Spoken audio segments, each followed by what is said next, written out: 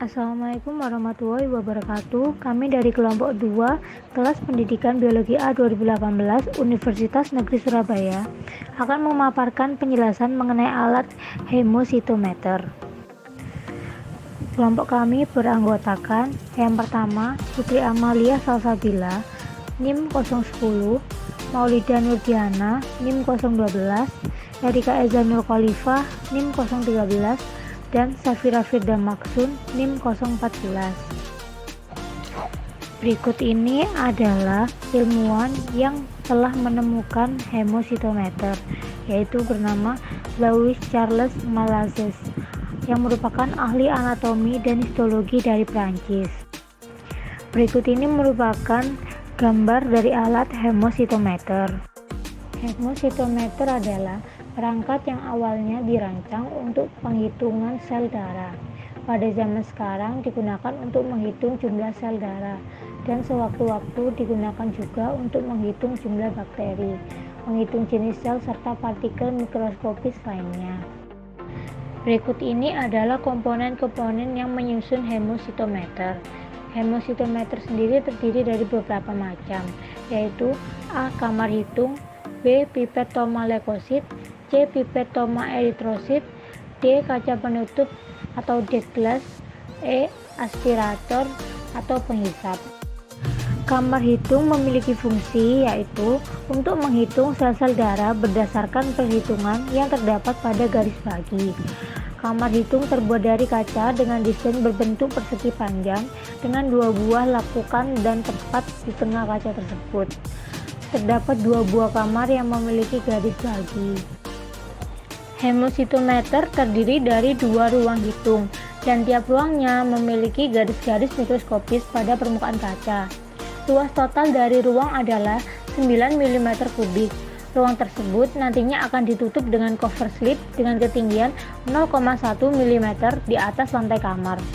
Hemositometer ada yang memiliki kedalaman 0,1 mm maupun yang 0,2 mm dengan grid yang berbeda. Kedalaman yang paling umum digunakan yaitu 0,1 mm. Setiap ruang memegang 9 kotak besar 1 mm yang dipisahkan oleh putusan ganda atau 3. Volume dalam 9 kotak besar adalah 0,0009 ml. Dengan 2 ruang memiliki 18 kotak dengan total volume 0,0018 ml. Berikut ini merupakan gambar dari ruang yang terdapat dalam hemositometer. Kaca penutup atau dead glass.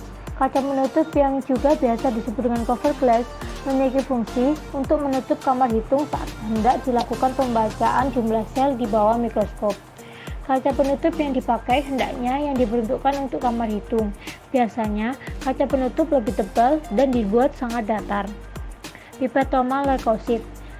Pipet ini memiliki fungsi untuk pengeceran darah pada pemeriksaan jumlah sel leukosit dan eosinofil. Pipet ini memiliki batu berwarna putih yang terletak pada gelembung pipet yang memiliki fungsi untuk membantu menghomogenkan darah dan reagen. Pipet toma eritrosit merupakan pipet yang memiliki fungsi untuk pengeceran darah pada pemeriksaan jumlah sel eritrosit dan trombosit. Pipet ini memiliki batu berwarna merah yang terletak pada gelembung pipet yang berfungsi untuk membantu menghomogenkan darah dan reagen. Aspirator merupakan alat yang memiliki fungsi sebagai alat bantu pipet trauma untuk melakukan penghisapan atau aspirasi sampel darah dan larutan pengencer atau reagen. Aspirator biasanya terbuat dari selang plastik yang elastis. Hemositometer memiliki beberapa fungsi. Yang pertama, dapat mengamati organisme yang berukuran kecil, kurang dari 30 mikrometer. Yang kedua, mengevaluasi homogenitas dan data mendeteksi kontaminasi. Yang ketiga, dapat mengamati morfologi sel tergantung dari pewarna yang digunakan. Dan yang keempat, menghitung jenis sel serta partikel mikroskopis. Berikut ini merupakan tipe-tipe dari hemositometer. Yang pertama ada Newber, kemudian ada Newber Improved, yang ketiga ada Newber Improved Bergline, Berger, Tomanyu, Nagete, dan Fudge Rosenthal. Pada dasarnya, alat hemositometer dapat digunakan untuk menghitung sel darah secara manual. Perhitungan tersebut dipengaruhi oleh dua faktor penting, yaitu jumlah pengenceran sampel dan volume kamar hitung yang digunakan untuk menghitung sel. Prinsip dari perhitungan Petrov-Hauser yaitu melakukan perhitungan dengan pertolongan kotak-kotak skala, di mana dalam setiap ukuran skala seluas 1 mm kubik terdapat 25 buah kotak besar dengan luas 0,04 mm kubik dan setiap kotak besar terdiri dari 16 kotak kecil. Alat hemositometer digunakan di bawah mikroskop. Sisinya mempunyai ukuran 0,05 mm, sedangkan satu kotak sedang berukuran nilai 0,2. Berikut ini cara-cara penggunaan hemositometer. Yang pertama, perhatikan bilik hitung dalam keadaan baik dengan cara menerawang bilik hitung sehingga terlihat garis bagi yang terdapat pada bilik hitung. Kemudian, basahi kedua sisi kamar hitung dengan cara mengusapkan ujung telunjuk basah. Langkah ini bermaksud untuk merekatkan cover glass atau kaca penutup dengan bilik hitung. Yang ketiga, siapkan cover glass atau kaca penutup dalam keadaan bersih dan kering. Kemudian tempelkan kaca penutup di atas kamar hitung.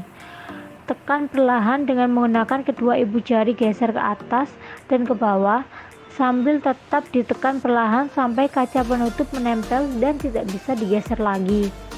Kemudian yang keempat, kaca penutup yang sudah menempel biasanya ditandai adanya lingkaran pelangi pada kedua sisi perekatan dan kaca penutup tidak terjatuh ketika bilik hitung dibalik. Yang kelima, pasang selang aspirator pada pangkal pipetoma. Kemudian tiup selang aspirator dengan ujung pipetoma ke arah telapak tangan. Hal ini dilakukan untuk mengecek apakah pipetoma tersebut tersumbat atau tidak. Yang ketujuh, isi sampel darah sampai tanda batas yang dikehendaki. Untuk mengurangi kelebihan darah, gunakanlah kertas isap atau tisu secara hati-hati. Kemudian usaplah darah yang ada di luar pipet untuk menghindari kontaminasi sampel ke reagen. Kemudian tambahkan larutan pengencer dengan cara menghisap larutan tersebut sampai tanda batas volume yang berada di pangkal pipet. Kemudian homogenkan sampel dan larutan pengencer dengan cara membolak-balik pipet. Langkah selanjutnya, letakkan kamar hitung yang sudah ditutup dengan kaca penutup di atas meja datar. Kemudian homogenkan sampel yang akan diteteskan. Teteskan 3-4 tetes sampel pertama yang ada dalam pipet toma. Kemudian sentuhkan ujung pipet toma ke dalam kamar hitung dengan pinggir kaca penutup sudut 30 derajat. Cairan akan terserap masuk ke dalam kamar hitung. Kemudian pastikan kedua sisi kamar hitung terisi penuh dan tidak melebar ke sisi kamar hitung. Berikut ini merupakan contoh perhitungan sel pada satu kotak pada hemositometer. Berikut ini merupakan cara untuk merawat hemositometer. Yang pertama, pastikan bilik hitung dan pipetoma dalam keadaan bersih sebelum dan sesudah digunakan. Yang kedua, gunakan kapas beralkohol untuk membersihkan permukaan bilik hitung. Gosokkan cukup sekali dan satu arah. Yang ketiga, untuk merawat pipetoma dari sumbatan kotoran, lemak atau sisa sampel, lakukan teknik isap sembur dengan menggunakan aquades atau aseton. Yang keempat, mencuci kamar hitung dan kaca penutupnya dengan air suling atau aquades, kemudian dikeringkan dengan kain halus yang bersih secara hati-hati agar garis-garis bilik hitung tidak hilang. Yang kelima, jika menggunakan peripan biru, bilas hemositometer dengan air suling untuk menghilangkan zat pewarna dan biarkan hingga kering. Yang keenam, simpan hemositometer di tempat yang kering atau lemari untuk menghindari tumbuhnya jamur. Kemudian ada troubleshooting. Apabila salah satu alat hemositometer dalam satu set rusak, maka pengoperasiannya tidak dapat beroperasi optimal dan secara keseluruhan harus diganti. Sekian pemaparan dari kelompok kami. Apabila ada kesalahan kata, mohon dimaafkan. Terima kasih. Wassalamualaikum warahmatullahi wabarakatuh.